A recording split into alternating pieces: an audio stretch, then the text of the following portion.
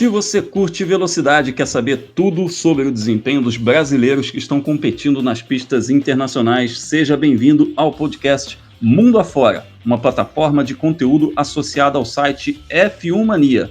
Eu sou Alexander Grunwald e estou aqui com os parceiros de sempre nesse bate-papo, os também jornalistas especializados Leonardo Masson e Felipe Giacomelli. Esse é o nosso 6º episódio e cada vez mais estamos vivendo dias de exceção, menos corridas e mais recolhimento devido à pandemia do coronavírus por todo o planeta, hein, Léo?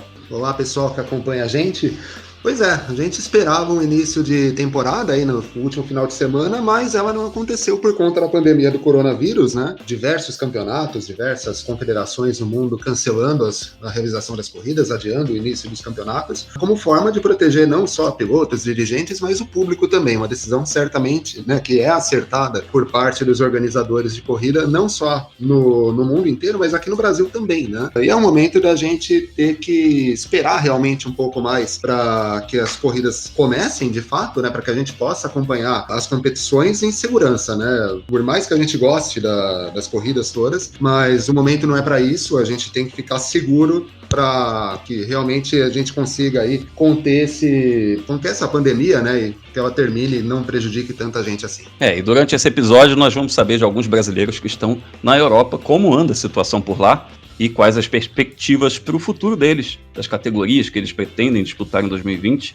que nós esperamos que de fato ocorram. Mas também tem notícia boa. Igor Fraga foi anunciado no Red Bull Junior Team. Sim, agora ele tem apoio de uma das maiores estruturas da Fórmula 1 para realizar o sonho de chegar à elite do automobilismo. Felipe, além de ser uma boa notícia para o automobilismo brasileiro, ela vem em um excelente momento para o Igor. Oi, Grum, oi, Léo, e você que está nos escutando. Foi um momento bom para o Igor e um momento também de alegria para a gente, né? Acho que, como você mesmo já introduziu o assunto, o coronavírus tomando conta de todo o noticiário, é bom que a gente consiga também ter boas notícias no esporte para aliviar um pouco toda a tensão. Falando em tensão, é isso que o Igor vai viver a partir de agora, porque agora ele vai ter cobrança para chegar na Fórmula 1. Ele tem o apoio de uma equipe, né, que é a Red Bull, que é a que tem mais sucesso para levar seus pupilos à principal categoria do automobilismo mundial. Então ele vai ter que mostrar resultado, ele vai ter que voltar a vencer corridas, ganhar títulos, para um dia, quem sabe, estar ali na AlphaTauri, ou então, de repente, já pensou, o companheiro do Max Verstappen, os dois disputando corrida no domingo nas pistas reais e na segunda-feira nas pistas virtuais. Isso aí vai ser interessante se acontecer, eu vou te falar que eu tô bem curioso. Mas de qualquer maneira, é um funil apertando ali, a chegada ali na Fórmula 2, Fórmula 3, aquele pedacinho ali antes da Fórmula 1 é um apoio fundamental nessa fase. Além do Igor Fraga na academia da Red Bull e dos brasileiros que ainda esperam a volta dos seus campeonatos, a gente vai trocar as 4 rodas pelas 2 rodas para falar também sobre o bom desempenho do Eric Granado nos testes de pré-temporada da Moto E. Chega mais porque a partir de agora vamos acelerar mundo afora.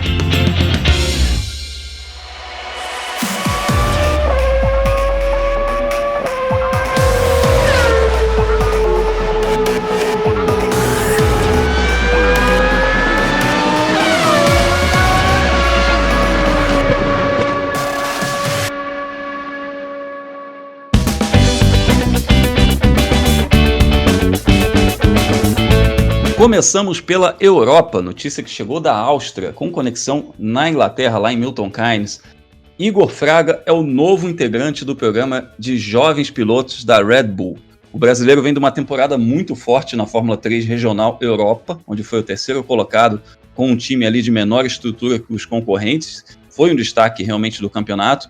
E nesse começo de ano brilhou mais uma vez, foi campeão mês passado do torneio Toyota Racing Series e agora, antes do começo da temporada da Fórmula 3 Internacional, é anunciado na academia do grupo Red Bull, que a gente apelida aí de máquina de moer gente também, mas que já revelou muitos talentos. Só para citar um histórico aí, tem o Sebastian Vettel, tetracampeão mundial, tem vários outros pilotos, Jean-Eric Vergne, que foi 2 vezes campeão da Fórmula E. É uma academia que pode levar ao céu e ao inferno, mas a gente torce aí pelo melhor para o Igor Fraga. Felipe Giacomelli, o Helmut Marko andou olhando pelos brasileiros recentemente, porque o Sérgio Sete Câmara foi anunciado semana passada como reserva e agora essa notícia para o Igor Fraga. Durante o carnaval, o Nico Hülkenberg veio para o Brasil, passou o carnaval por aqui, se divertiu bastante enquanto a Fórmula 1 estava fazendo os testes de pré-temporada em Barcelona. De repente, realmente o Marco veio junto, né? Aí já conversou com o Sérgio Sete Câmara, conversou com o Igor Fraga e levou os dois de uma vez pro programa. É curioso que se a gente pensar a origem do Red Bull Junior Team, também era com dois brasileiros, né? O Henrique Bernold e o Ricardo Maurício. Aí depois o Bernold chegou na Fórmula 1, foi para uma outra equipe, pela Arrows na época, e o Ricardo Maurício veio para o Brasil e teve muito sucesso na Stock Car. E agora a gente volta a ser o país que tem mais representantes no Red Bull Junior Team, contando, né, com o Sérgio Sete Câmara, que ele não é exatamente um piloto júnior, ele é o reserva da equipe, mas também não é um titular. De repente pode acontecer a mesma coisa com eles, um ser titular da Fórmula 1, o outro, quem sabe também, né? Pois é, e a gente tem aí uma concorrência muito forte, tem uma turma muito talentosa no programa Júnior da Red Bull atualmente. O Igor Fraga vai ter aí uma grande concorrência, o que eu considero, sinceramente, bom, porque é sempre bom estar entre os melhores, é sempre bom você se nivelar por cima. E, Léo, o Igor a gente pode considerar aí que é um piloto à moda antiga, né? Muito talento, pouco orçamento e que provou que merecia essa oportunidade de fato. Pois é, Grum, ele um orçamento curtíssimo, né? Para quem não conhece o Igor, ele treinava em simuladores por conta do orçamento dele não ser capaz de permiti-lo treinar com o carro. E mesmo assim ele vem conseguindo evoluir categoria a categoria. A carreira dele no virtual é tão importante que ele é apoiado pelo game Gran Turismo, que é um game famoso para quem gosta aí de PlayStation, enfim, de jogos virtuais. Ele mostra que a carreira no virtual ajuda ele de fato no automobilismo real, ajuda ele na pista de fato, né? Tanto é a campanha que ele teve na Fórmula Regional foi das mais positivas mesmo, não tendo uma equipe em que ele fosse capaz de brigar por vitórias em tempo integral, e terminou o campeonato em terceiro lugar e conseguiu esse título da Toyota Racing Series. Vai encarar um moedor de carne, como vocês falaram, a academia da Red Bull é conhecida por exigir demais os pilotos que nela estão, mas como você disse, Grum, é algo positivo, vai nivelar o pessoal por cima. Então, se ele conseguir sobreviver a essa academia, conseguir bons resultados na Fórmula 3, poxa, a chance dele surgir em categorias grandes, se não a Fórmula 1, em outros campeonatos de nível muito forte, é enorme. O fato é que pouca gente conhecia o Igor até pouquíssimo tempo atrás, e justamente muita gente considerava ele piloto virtual até... Eu vou te dizer, até uns 2 anos atrás, se você perguntasse sobre o Igor, o pessoal falaria assim, aquele menino que corre de videogame, né? Assim que o pessoal falava. E pouca gente associava o Igor a um piloto real, a um piloto de corridas mesmo, um piloto que disputa campeonatos. Então ele fez o seu nome aí nesses últimos 12 meses, se consolidou como piloto que a gente acha realmente muito merecido. Então é hora da gente colocar o Igor Fraga no nosso papo. Igor, um prazer falar contigo aqui no Mundo Afora. Primeiro de tudo, parabéns por esse upgrade na tua carreira. A gente está muito feliz com isso. Mas conta pra gente, como você está encarando tudo isso e como apareceu a Red Bull na tua vida? E aí, Grum? É sempre um grande prazer falar com todos vocês do Mundo Afora e é muito bom mesmo falar com você. Até hoje eu ainda tô processando tudo que aconteceu, mas mesmo assim, tá uma loucura dentro da minha cabeça. Basicamente tudo começou quando a gente tava indo do Japão pra Nova Zelândia. Conversa vai e vem, meu pai comentou comigo durante o voo se eu já tinha parado pra pensar que a gente ia ter 2 Red Bull Júnior dentro da equipe. Meu pai teve a sensação que se eu conseguisse ganhar dos 2, que eu iria sair de lá contratado pela Red Bull. Assim, pra mim ser sincero, eu até achei que ia ser legal, mas não fiquei muito com isso na cabeça e eu comentei com ele, beleza, mas de qualquer forma vamos ganhar desses caras, né? Meu pai rindo, ele comentou também, prepara então, porque eles vão querer seu capacete. Ele sabe muito que eu gosto muito do meu capacete e também a importância, né, de eu carregar as cores da bandeira do Brasil e Japão. No final das contas a gente conseguiu acertar tudo e eu acredito que ficou muito bonito o design, né? Eu gostei bastante. A gente imagina que esse título da Toyota Racing Series foi determinante para você ingressar no Red Bull Junior Team, mas quem procurou quem? Como é que se deu essa negociação? Terminando o campeonato, com a sensação imensa de dever cumprido, estávamos a caminho de Praga. Quando a gente desembarcou no aeroporto, ainda estávamos na locadora esperando pelo nosso carro e ali meu telefone tocou. Quando eu atendi, foi uma surpresa imensa e sem entender direito o que estava acontecendo ali, eu respondi que a gente ia estar à disposição para reunirmos na Áustria para conversar. Finalizamos a conversa e disse ao meu pai, era o Dr. Marco, e ele tá esperando a gente lá na Áustria para conversar nesse final de semana. Basicamente foi assim que aconteceu a nossa primeira conversa com a Red Bull. Aquele comentário que meu pai tinha feito a caminho da Nova Zelândia veio na mente na hora. O Léo tem uma pergunta. Igor, prazer falar contigo. Seguinte, você é bastante talentoso e teu desempenho lá no Toyota Racing Series mostrou para muitos a tua capacidade de adaptação.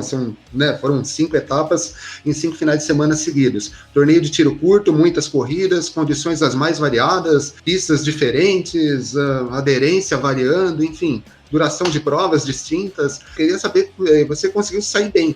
Eu queria saber de você o balanço que você faz dessa experiência que você teve aí no começo do ano. A Toyota Racing Series é um desafio enorme e eu acredito que só quem já esteve competindo por lá sabe o quanto é difícil, e ainda para complicar sempre tem pilotos nativos que conhecem todas as pistas e a gente não. Além de tudo, existem outras categorias correndo como o Drift. A pista muda muito e a gente fica novamente em desvantagem porque o pessoal de lá consegue informações privilegiadas da pista, por exemplo, através de pilotos das outras categorias que estão correndo ali. Na questão do regulamento, ele é bem peculiar, mas esse ponto eu achei fantástico. A organização ela é muito correta e, ao meu ver, eles fizeram um ótimo trabalho. Eu acredito que não houve preferências. O regulamento é bem claro e também de fácil entendimento. Eu estudei bastante, durante as viagens para evitar qualquer surpresa. Tive uma punição de 5 segundos na primeira etapa, mas foi porque o meu bico passou um pouco da linha do grid, logo antes da largada. Eu sabia que tinha passado e, inclusive, meu engenheiro me avisou pelo rádio e eu até tentei engatar a ré, mas o câmbio não engatou. Então eu tive que fazer a minha largada naquela posição mesmo e a punição acabou chegando. Outro ponto de dificuldade do TRS são as pistas. Realmente muito desafiadoras. Normalmente elas são extremas, com muitos bumps e pouca área de escape. É um desafio enorme andar no limite, praticamente todas as voltas. E quem acompanhou também pode observar que houveram muitas batidas e realmente o desafio era grande. Outro fator que para mim faz muita diferença, que os carros são muito iguais. As equipes recebem um equipamento da Toyota já em pista e com isso não é possível fazer nada no carro além dos acertos de pista, o que torna a disputa muito equilibrada e torna a categoria muito competitiva. Por todas essas peculiaridades, eu acredito que o campeonato tem um reconhecimento muito grande por todos aqueles que realmente sabem o que acontecem por lá. Para mim, a oportunidade que sempre busquei estava ali na minha frente, com carros iguais, pistas desconhecidas para praticamente todo, com exceção de alguns pilotos, incluindo o Liam, que era o cara que eu tinha que vencer. Felipe, sua vez. Igor, prazer em receber você aqui no podcast. Dos pilotos que assinaram com o Red Bull Junior Team, você foi o último a ser anunciado, Antes eles tinham divulgado primeiro uma lista inicial, acho que com 6 ou 7 nomes. Depois eles colocaram o Jehan Daruvala, que vai correr na Fórmula 2, e só aí você foi anunciado. Então, todas as vagas principais da Fórmula 3, da categoria que você vai correr esse ano, já tinham sido tomadas por outros pilotos.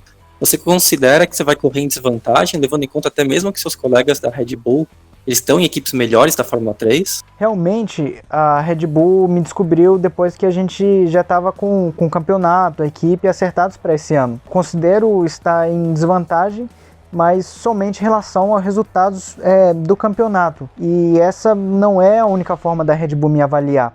Quanto a essa minha avaliação, eu tenho certeza que estarei entre os melhores pilotos, mesmo caso eu não tenha bons resultados na FIA F3 esse ano. Eu acredito que faz parte da conclusão de um trabalho. Sei que ainda tenho alguns anos pela frente para realmente ter a possibilidade de alcançar meus objetivos. Ao mesmo tempo, eu sei que com muita dificuldade eu cheguei o dia de hoje e eu estou muito próximo, se comparado quando tudo começou, a realização do meu sonho. Na minha mente tenho muito claro meus objetivos e vocês podem ter certeza que eu vou dar o meu melhor para poder alcançar todos eles. Eu vou arredondar aqui com uma observação. Você é um piloto brasileiro, mas tem dupla nacionalidade. Nasceu no Japão, fala japonês e a gente lembra que o grupo Red Bull atualmente é parceiro da Honda. Então, o quão importante isso pode ser para você no futuro, Igor? Olhando para trás, eu definitivamente não nasci em berço de ouro, mas eu tive o privilégio de ter nascido no Japão. Eu pude crescer e estudar por lá, aprender a cultura e ao mesmo tempo estar em uma família, né? Embora simples, mas muito bem equilibrada. Quando a gente se mudou para o Brasil, eu já tinha 12 anos na época e eu pude aprender também muitas coisas boas da cultura do Brasil. Eu sou realmente muito grato a Deus por ter me dado essa oportunidade de aprender e entender o que as duas culturas têm de melhor. E principalmente ter tido meus pais sempre muito próximos de mim. Tudo isso pode ser importante para o meu futuro, mas prefiro focar no meu dia a dia e deixar que o futuro venha de forma natural. É incrível presenciar como as coincidências do meu passado fazem sintonia com o meu presente e também ligam ao meu futuro. E a gente está numa torcida gigantesca por esse futuro. Obrigado aí pela tua participação, muito sucesso em 2020 e daí pra frente, Igor. Estamos sempre aí, quando quiser, só participar, as portas estão abertas. Muito obrigado mesmo, pessoal. Foi um enorme prazer estar aqui com vocês. Eu queria agradecer também a todos que estão acompanhando o podcast. E, por favor, se cuidem o máximo possível dessa pandemia. Sei que é difícil, mas mantenha calma e se cuidem. Se cada um de nós tomarmos todos os cuidados necessários, eu acredito que podemos minimizar e muitos estragos causados por esse vírus. Fique com Deus, gente. Obrigado mesmo. Isso aí. Vamos todos tomar cuidado, saúde em primeiro lugar. E é sobre isso que a gente fala a seguir. Nossa viagem mundo afora continua para outros pontos da Europa.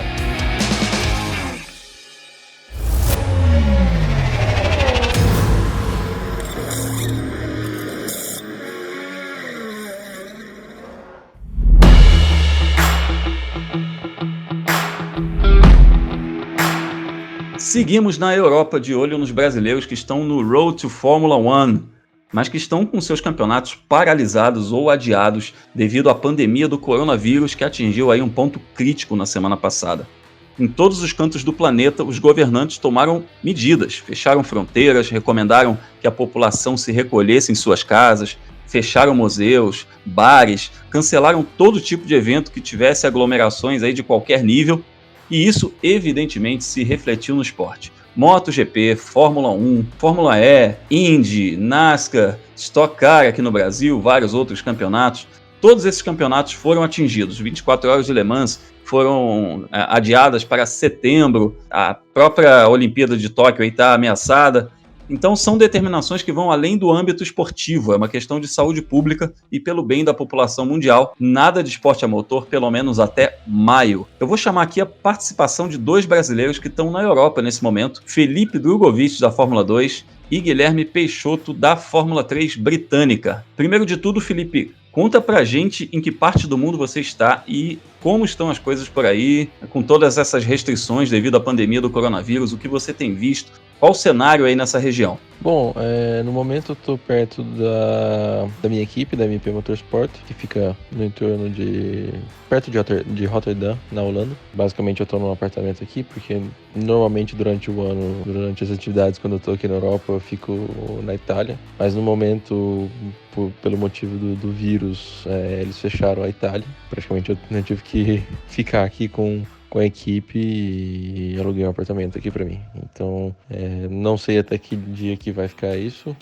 No mínimo até no começo de abril. E provavelmente as coisas devem voltar no final de maio, começo de junho. É o que eles estão prevendo. Mas o cenário aqui digamos que no norte europeu é um pouco mais tranquilo isso. Mesmo se ainda tem bastante incidência desse vírus. Eu acho que os países que estão piores no momento, ou o país que está pior no momento, é a Itália, com certeza. Estão bem desesperados com isso, que não é uma coisa boa, que no caso todos deveriam ficar muito calmos, mas eu acho que agora está começando a chegar no ponto que vai começar a melhorar.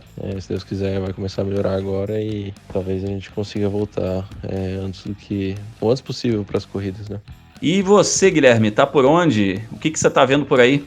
Então, as coisas aqui na Inglaterra, elas estão bem preocupantes. O número de casos e mortes, né, sobe todos os dias. Uma semana atrás, eles mudaram a taxa de você pegar o vírus, que era moderada, agora já está na alta. Então tá subindo bem bastante as coisas. Essas lojas já estão todas fechadas. Restaurante, alguns já estão fechados. Também tem muita pouca gente na rua, nas avenidas famosas. Não tem quase ninguém. O governo pede pra gente ficar mais em casa, ficar mais de quarentena, né? Também em compensação, as escolas aqui não pararam ainda. Até hoje, até o dia que eu tô gravando isso, elas não pararam. O governo pede pra ficar em casa, mas as escolas não estão parando, então tá meio estranho aqui a situação. Mas sempre tomando cuidado, né? Porque aqui tem muito estrangeiro também, então não depende só das pessoas que moram aqui, né? Tem muita gente de fora, então vai ter sempre pessoa na rua, né? Como eu. Eu, por exemplo, não tenho nada pra fazer, ficar no hotel é um pouco osso, né? Então a gente sai. E tem muita gente como nós. Então sempre tomar cuidado e ver aí o que vai acontecer nesses próximos dias. Bom, diante de todo esse caos, como é que tá a tua rotina de piloto? Academia, simulador, o que dá pra fazer nesse momento? A rotina de piloto tá totalmente diferente, né? A gente tá mudando tudo. O simulador que eu tinha marcado aí para alguns dias já foi cancelado. Eles já cancelaram o simulador dentro da Carlin. Minha primeira etapa do campeonato foi adiada também, porque o governo inglês lançou um anúncio que até o dia 30 de abril não pode ter nenhuma competição oficial no automobilismo. Então, treino oficial, etapa oficial, até 30 de abril não vai poder ter. Então a minha etapa era no dia 8 ao 14, então ela foi adiada. Os treinos que a gente tinha ainda estão para ser confirmados, então não é nada confirmado ainda que a gente vai ter. A gente iria ter um treino 24 e 25 em Anglesey, mas a pista de Anglesey já fechou. E aí a gente mudou para Snetterton. Mas não é nada confirmado que a gente vai ter em Snetterton, então tá algo meio difícil de saber o que a gente vai fazer.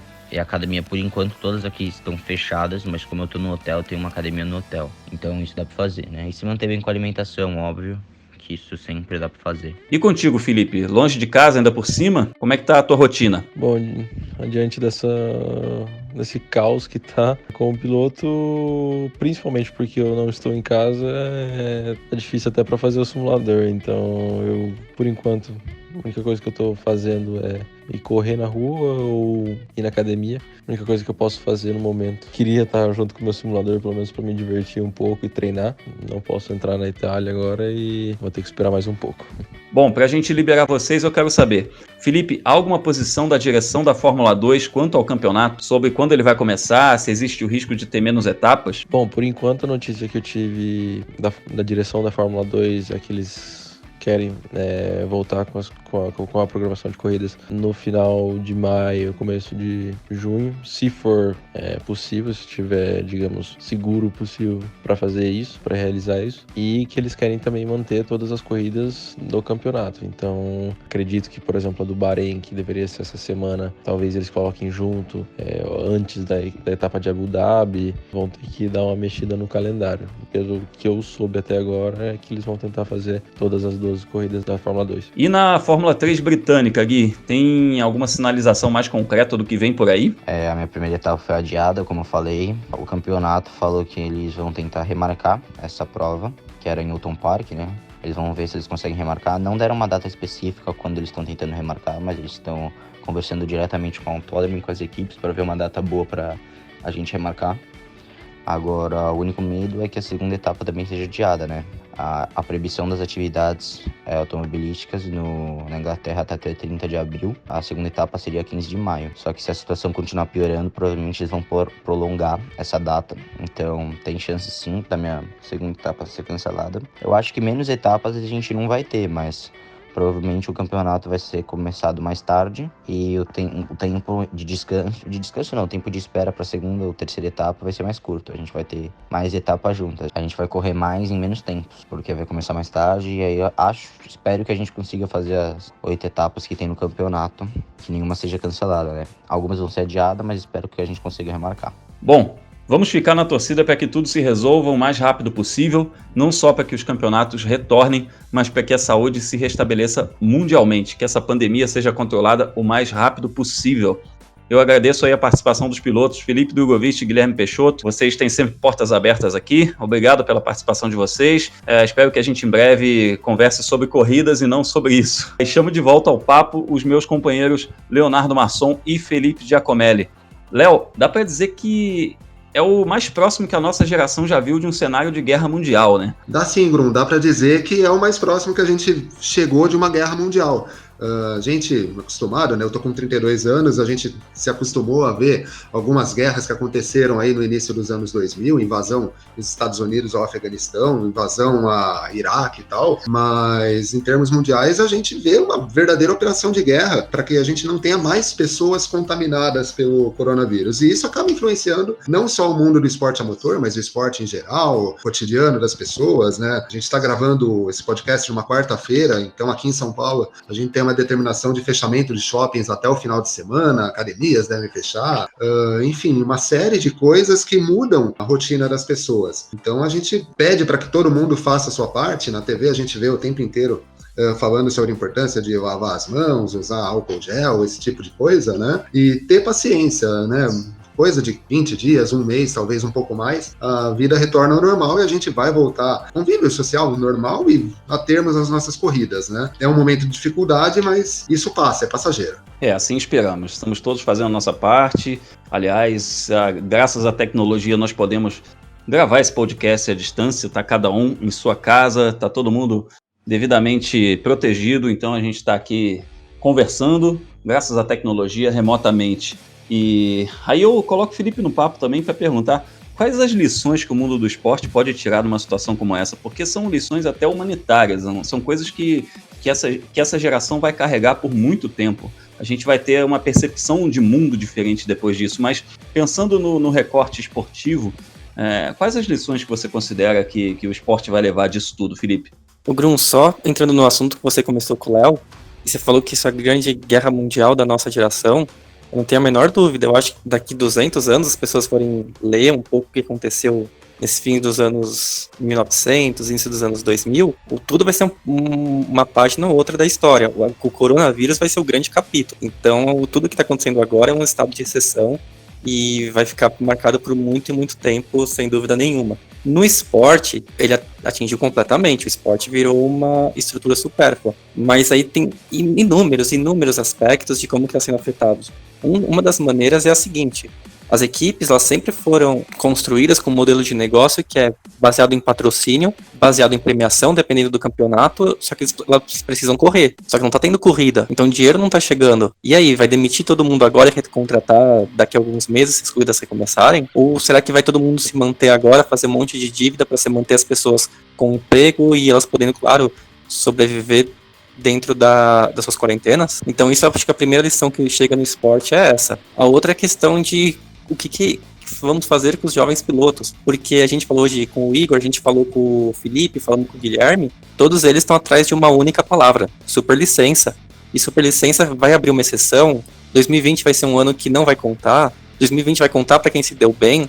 E se um piloto falar que foi muito prejudicado pelo coronavírus, porque de repente teve que correr 6 etapas em 6 fins de semana, não que seja um problema para o Igor, né, na Toyota Racing Series, mas em outros campeonatos que eram para ser de tiro longo e viraram um campeonato de tiro curto, eles vão falar o quê? Foram prejudicados e a carreira deles foi por água abaixo por causa do coronavírus.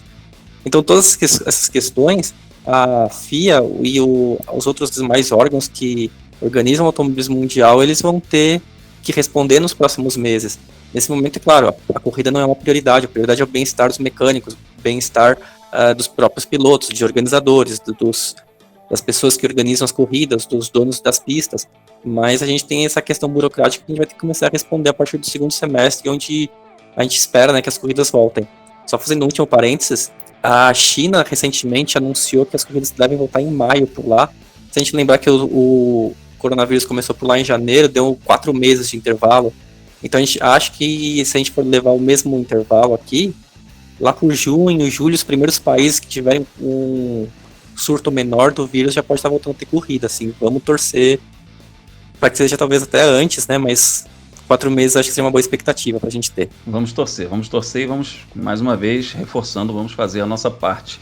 É uma provação aí para todo mundo e a gente, fazendo esse recorte do esporte a motor, a gente pensa que é um esporte que gera muito dinheiro e não só vai faltar dinheiro no mercado, evidentemente, porque o fluxo econômico já diminui, então isso deve prejudicar muita gente, né, porque é um esporte muito caro, mas também é uma questão aí comercial. Como é que vai se cumprir esses acordos comerciais todos? Como é que eles serão cumpridos? A gente tem muita pergunta sem resposta no momento, né? E a gente começa a pensar já em perspectiva nas histórias que serão contadas daqui a muitos anos. Eu me recordo agora, conversando com vocês, de um livro do Roberto Sander chamado Anos 40, Viagem à Década Sem Copa, que ele retrata justamente esse período em que os jogadores não puderam ficar em atividade, então que os campeonatos foram muito picotados e teve aqui e ali, e foram interrompidos pela Segunda Guerra Mundial. Então, o esporte vai ter um pouco esse recorte de guerra mundial, sim. A gente vai ter esse traço, essa cicatriz na nossa geração,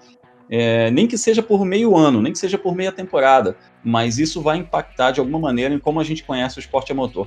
E o que vem por aí, no meu entender, se tudo se normalizar, como você falou, até maio, junho, é uma temporada com corridas, assim, com finais de semana consecutivos, com um calendário absolutamente maçarocado, todo mundo tendo que realizar corridas em finais de semana consecutivos. Isso é um desafio para quem faz campeonatos em âmbito mundial, em âmbito global. Pensando no Brasil aqui, a gente pode ver, de repente, soluções como categorias dividindo datas, e aí, de repente, ter mais dobradinhas entre Stock Car e Copa Truck, Endurance com a GT Sprint, enfim, tem soluções aí. A criatividade vai estar em voga, a gente vai ter que ter boa vontade também para resolver tudo isso. A gente espera que tudo se resolva, primeiro no aspecto da saúde e depois a gente pensa no resto. Bom, voltando aí da Europa, voltamos para o Brasil.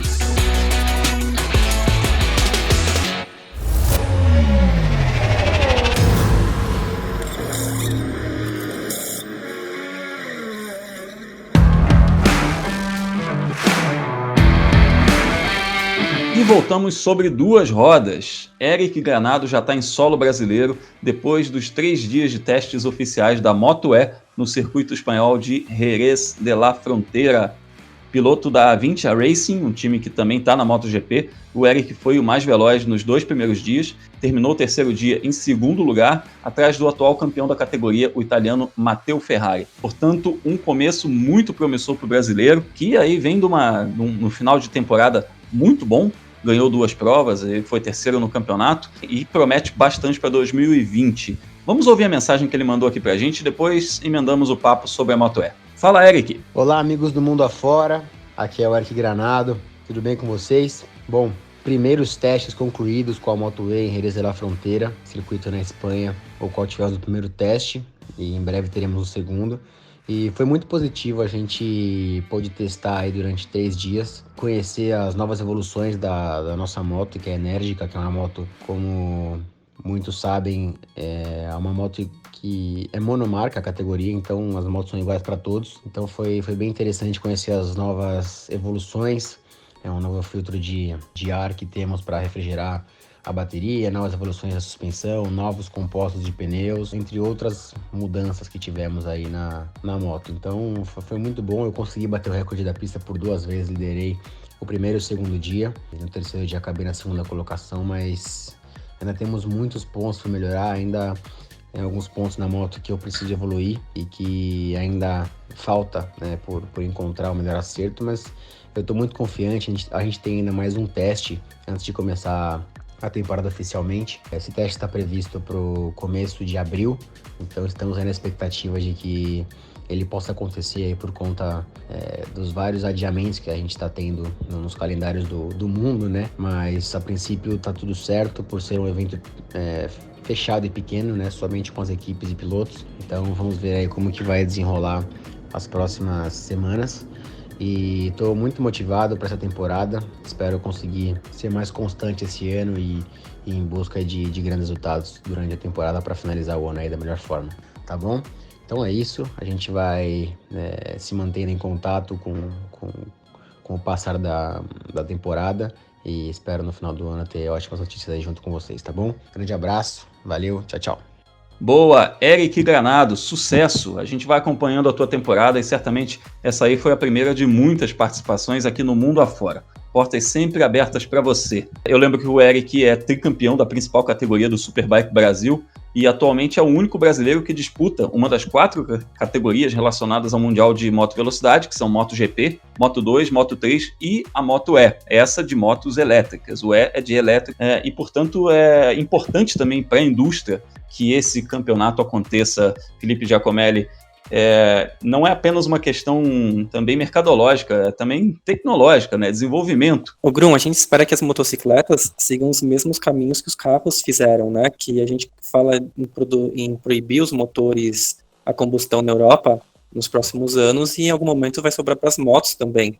Então é uma tecnologia que tem que estar desenvolvida para as 4 rodas e tem que estar desenvolvida para a moto, por toda a questão de locomoção que uma moto tem no trânsito das cidades. Então é muito importante, porque várias empresas vão estar de olho, tanto na tecnologia da bateria, como na tecnologia da construção da moto em si. Então a Fórmula E também começou devagar, né? Teve aquele primeiro ano em que o carro ainda era muito frágil em algumas partes. Eu lembro que quebrava a suspensão toda a corrida. E a Moto E não é frágil, mas não tem uma grande montadora, não tem uma Honda, não tem uma KTM por trás. Mas acho que a tendência é, da mesma forma que a Fórmula E teve a chegada de marcas poderosíssimas, Mercedes, Porsche, Audi, Mahindra, só para não citar só alemãs, o mesmo acontece na Moto E no futuro. Isso aí, a gente espera o crescimento dessa categoria, é uma questão de tempo aí para que a União Europeia tome esse caminho, eu acredito nisso também, e o que vai fazer com que o crescimento da Moto E seja natural, e é muito bom o Eric viver esse momento, viver esse primeiro momento da categoria, ser um pioneiro também, isso é muito importante para o motociclismo brasileiro. Ô Léo, a MotoGP também sentiu aí os efeitos do coronavírus, não disputou a primeira etapa no Catar, teve só a Moto2 e a Moto3 e já houve vários cancelamentos. Você que cobre MotoGP no site F1 Mania, está por dentro aí de como é que está esse cenário? É possível que a gente tenha realmente todas as etapas aí da Copa do Mundo de Moto E? Grum, a MotoGP acabou vem transferindo algumas etapas, né? Exceção feita do Grande Prêmio do Catar, que aconteceu apenas com a Moto2 e com a Moto3 por conta dos pilotos já estarem no circuito de Rosario uma semana antes por conta dos testes, né? A MotoGP, ela também vem adiando as provas dela. Uma diferença básica da MotoGP em relação à Fórmula 1 é que ela não tem pensado muito em adiar e transferir as corridas para o final do ano, né? A gente vai ter tanto a gira das Américas quanto a gira asiática do campeonato acontecendo ali em outubro e novembro. Então a gente deve ter aí uma sequência muito grande de corridas no final do ano. A parte final do campeonato vai ser com bastante corrida, com muitos eventos acontecendo em finais de semana consecutivos. A Moto E, a princípio, tem a primeira etapa dela para o início de maio, em Jerez mesmo, onde aconteceram os testes. Além disso, vai ter uma segunda bateria de testes marcada para abril, também em Jerez. Não é informação, né, é um achismo, mas eu acredito que essa semana de testes não deva acontecer ainda por conta da pandemia de coronavírus. Agora, eu acredito bastante que a primeira etapa, no início de maio, aconteça. É um período em que já se considera que a pandemia esteja mais fraca, talvez ela até perca esse título da Organização Mundial da Saúde, né, ela seja rebaixada, talvez ela aconteça. É questão de esperar, não tem muito o que fazer, na verdade. A gente precisa esperar para ver se a pandemia vai perder força e aí, a partir disso, o que a FIM, né, a Federação Internacional de Motociclismo, e a Dorna vão tomar de atitude com relação a isso. Isso aí, a gente fica na torcida pelo Eric Granado no campeonato da Moto E.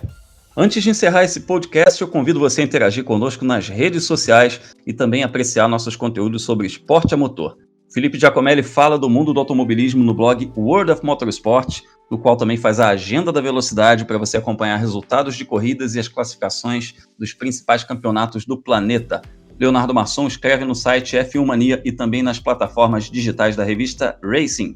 Eu, Alexander Grunwald, estou no ar pelo YouTube com o canal Fórmula Grum, trazendo bastidores do esporte a motor e também o quadro Mundo Afora, no qual entrevisto brasileiros que competem no exterior.